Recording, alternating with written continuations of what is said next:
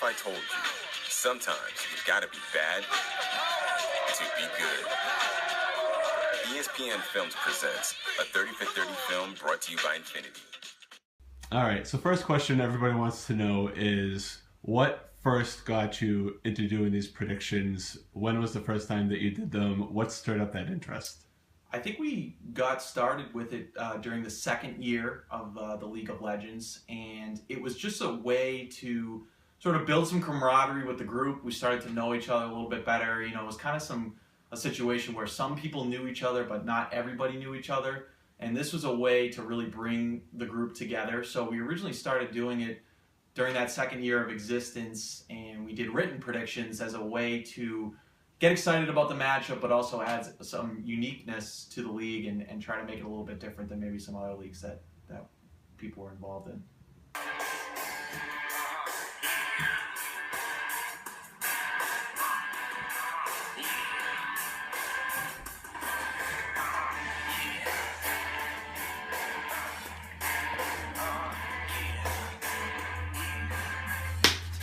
And here we go for week 12 of the NFL action. My name is Drew Garino, welcoming you live into this week's version of the Pick'ems. We're giving you some exclusive behind the scenes video footage of what's going on here and how these predictions are working here. So I'm happy to be here with you. Quick recap on how things went last week for me. 4-1 on the week, bringing my total up on the season to 35-25, which is dynamite. Looking ahead at What's your favorite part about doing the predictions? Obviously, you put a lot of time and effort into it, so you must get something out of it. What is that, end result that you're looking for? To be honest, just personally, it's a great way to scout everybody's team. It's a great way to scout who people are starting. Personal vendetta, I see. There's definitely some individualistic ideas that are associated with doing the predictions, but also it's a way for people to sort of rag on each other, and it's a way to to bring more camaraderie to the league and have a little fun with it. That's really what it's about. It's certainly everybody wants to win, but it's also important to have fun with it too. And I think that's kind of the twofold reason why I really like to do it. All right. What's the biggest challenge to doing the predictions? When you're looking over everybody's team, what's the thing that really you got hung up on and it makes it tough to pick one team or the other? There's definitely some times where, you sort of have personal favorites about who you want to win. If I'm up in the standings and somebody else who's maybe in second place or third place, whatever it may be, is in a matchup, you kind of want them to lose, just again, for the personal vendetta aspect of things. But ultimately, the biggest challenge is the Thursday night games. The fact that the lineups have to be set for Thursday night, basically, the predictions have to be set for Thursday night. Having those Thursday night games every single week moves that deadline up even a couple of days, so it really kind of expedites the process a little bit. So the Thursday night games are a challenge, and then off of that, the fact that some people may not check their team by the time that Steve DeFrari, by the time I make the predictions, sometimes that's a challenge too. You kind of have to imagine who they would go with or what changes they may make after the predictions may go into place. So those are some of the challenges that you have to face in a week. So we're about to get started for Week 12's predictions. So typically what I will do when I sit down to do these predictions is I'll first obviously look at all the matchups. I'll look at where people are projected in terms of their scores. So you can see that we have certainly now that we're getting closer to playoff time, we have a lot of really important matchups. So when I typically pick the matchup of the week, that's kind of the first thing I do. Is I really look and see what score is going to be projected, but it's also important to decide where they are in the standings. That's certainly relevant as well. So when you look at it, we have a 7 versus 4, we have a 3 versus 1, 5, 6, 2, 10, 8, 9. Now at this point in the stage, you may say, well, we'll go with the 1 versus 3, but because there's such big playoff implications on the line, the matchup I'm looking at right now, just off the top, is I see that Dennis is playing Bill this week. The projected totals a little bit on 8 points, give or take. That's pretty good. So I would go just based off that to select the matchup of the week. So that's how the matchups of the week is determined. And typically what I do is for the matchup of the week, I say that one for the last spot. I always do my game fourth, just a habit. I don't know why. It's just the way it works.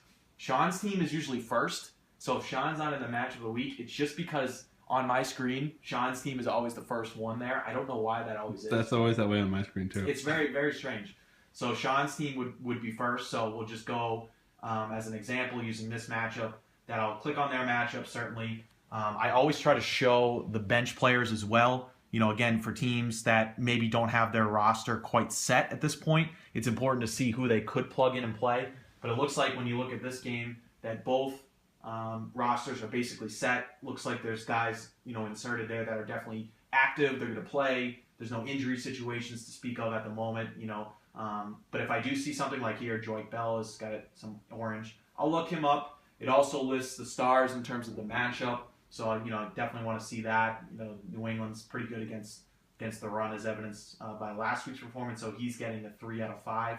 Don't give away any of these secrets, by the way. Hopefully, not everybody knows about all these details behind, projections and matchups and whatnot. So that's true. Keep that on the DL. Keep that on the DL, I guess. But that's a little feature I check out. I try to look at all the different players here. Again, with the bench players, and then what I'll do is, and I'll show you this once we get some actual data on there, is that I'll pull up my Microsoft Word document. I have that all situated, and I'll go through the matchups and sort of give myself a little script to work on so that, I actually have an idea of what I'm saying, because with all the matchups and guys and all that stuff, it's really impossible to memorize all that kind of information.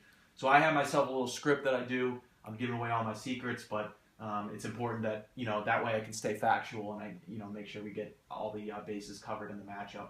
Another thing that I always like to do at the beginning is that I've already written it in here in terms of how I did in the previous week in the predictions. That's relevant information. I put that in there, and then I also put my week total for the predictions as well. So that's something that I always will start off with. But essentially, I go through each matchup and sort of identify the key players and try to do 3 points about each team. That's my goal. 3 points about each team, and then a final statement about who I think is going to win.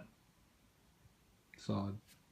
All right. So is there any one particular manager that gives you a really tough time to, kind of see what they're doing, choose between, them or another manager? Like, is there somebody that just kind of plays with your mind? You don't know what direction they're going in with their team or the kind of the waiver moves that they're making. Is there any one frustrating team?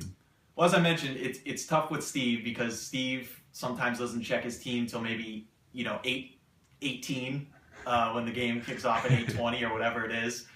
So he's sometimes a challenge to sort of project. But the other guy I would say is probably Dave, because Dave will have his starters all locked in, and then on Sunday he makes those last changes. So, they usually come out of the blue. You don't expect them. Like, I always go into the week thinking, oh, he's going to start Darren Sproles, and then I look at his roster on Sunday or Monday, and I was like, well, wait a minute, he didn't start Darren Sproles. So sometimes he makes those last-minute changes that he may agonize with. Cam does that every once in a while too, so I don't want to single out just those two guys. But yeah, sometimes you have to roll with the punches there, and you don't get an accurate prediction of a team because they do make those secondary changes later on. Right. So last year you were really, really high on one team in particular to win a lot of games, and that was Dennis. And I think we all know about that. And, he was begging you not to pick his team. He ended up doing pretty well. I think he just missed the playoffs. But has there been any team like that this year that you say, wow, they have a loaded roster? It doesn't seem like you've picked one person, consecutively much. But is there one team that you've really thought that's, wow, they've underperformed? I picked them a lot, but they always end up losing. Are you kidding me? Is that a serious question? That's a very serious question. Well, the easy answer to that is obviously my team, because my team, I think, on paper going into the season, I think I was projected to be number one, projected to have the best record, most points, all that stuff. So the fact that I'm sitting here today and 4-7, not going to make the playoffs, I think for the first maybe 4 or 5 weeks, I think I picked myself to win, and I think I lost almost all those games. So, if you look at my team on paper, projected to do very well most weeks, whether it was an injury, whether it was a poor decision on my end, there was a lot of reasons why. Many poor decisions, yeah. A lot of reasons why, it didn't quite work out for me this year. But, it happens. And, yeah, Dennis was that team last year where I was really high on him going into the season. I thought he drafted well. He had draft high. They got loaded secondary. No, that's just Tom Brady. No, so Dennis's team last year, that will go down for me as one of the classic teams that did underperform. And I'll remember that team for quite some time because they were just loaded with talent and projected to win pretty much every single week and then just couldn't make it happen for whatever reason. All right. How we doing? We're good here. We're just rolling through the picks right now, trying to get the Microsoft Word document ready. Typically, on a normal week, it'll take about an hour to do everything. Where you get the script together, you start filming, me actually saying the predictions. So it takes pretty much a solid hour every Thursday. So definitely a big time commitment there, and I want to be able to get some information about every single team out there so that they feel like I'm reaching out to you, that I'm there for you. So we're trying to do that and have a good script to work off of so we can make some good predictions. Sounds good. Cry me a river. Has there been any team that's really shocked you this year that you keep seeing, wow, how do they keep pulling out these wins? Like, they're not projected to win. They keep doing well. We've had a lot of parity this year where we've had guys like Cam, Ryan, Bud, Bill's been in the middle of the league. Those other guys have been at the top. There's been, it's kind of like the roles have flipped for the most part besides Dave and Adam. But, has anybody shocked you? I think this year the surprise team has really been Cam. When you look at his roster, he's made a lot of sort of last-ditch efforts, whether it be injuries, buys, whatever it may be, to plug some holes, and he's really, gotten some great performances out of that. Obviously, the Theo Riddick example comes to mind for me. But the fact that he's still sitting in first place at this juncture of the season, when you look at his roster, I wouldn't say that his roster, as presently constituted, is the best roster in the league. But the fact that he's sitting there, he's going to go to the playoffs potentially. He's at the top spot in the league, and he keeps winning these games. So yeah, I would say that Cam's roster has been a little bit of a surprise this year. All right, now a lot of people in the league think that sometimes there's a curse put on their team when you pick them to win. Do you buy anything into that? Because sometimes it seems people are really excited that you pick them to win. Other people, Dennis namely, really hate it when you pick them, Right. almost like there's a jinx. Do you buy into that at all, that there's any, relationship between your picks and their outcome? It's funny. I think when I first started doing the predictions, I felt that there was a jinx. As you know, I don't pick myself in the predictions. I don't bet on my team, basically. So when you look at the standings for Pick'em, my team, I'm always one game short every single week because I don't pick against my team. So that's like the one superstition that's carried over the years. But ultimately, no, I really don't think of the superstition aspect of it when I try to make picks. I don't pick Dennis's team because I want him to lose, or I don't pick against him because I hope he wins. It's never like that. It really is ultimately who's got the better roster on paper, who's made the better decisions, and just looking at the matchups to see who's got the better opportunities to score more points. And ultimately that's really what it comes down to. There's no personal vendettas about who I pick or superstitions that are associated with that. So you think Dennis is full of shit? I think he's full of shit. Yeah. That's what we have this week for you in Week 12. Hope you enjoyed the exclusive behind-the-scenes footage of how we do these selections every single week. Big thanks to Sean for putting these things together as well. Enjoy the action here. Let's go.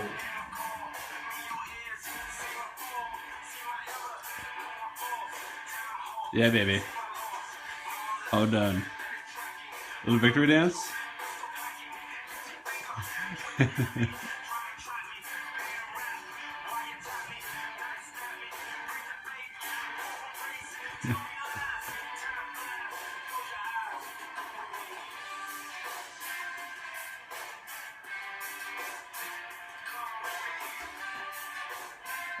it. Done? So that's the whole kit and caboodle. Yep, that was a very delayed process, but yeah. Worth it. That was actually a much shorter video than... That was 12 minutes, 36 seconds. Well, not bad. This is the fact that people do enjoy them. They actually do watch the videos. They don't just watch, the part where their team is, is about to be selected. Yeah, who suggested that, by the way? That was actually something, I'm glad you brought that up, because that is something I do want to address, because that was brought to my attention by Adam.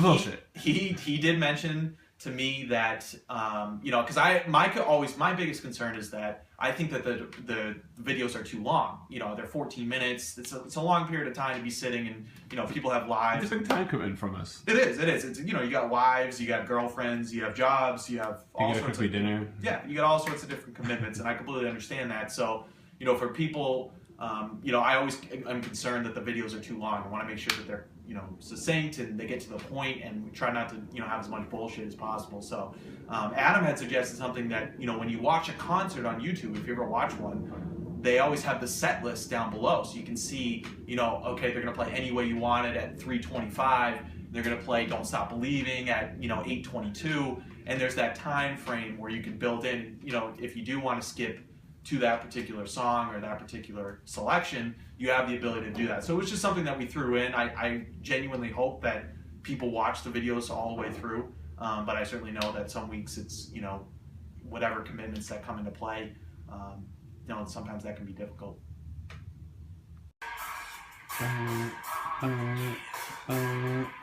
Feed the beast. Feed him. Who just fed. So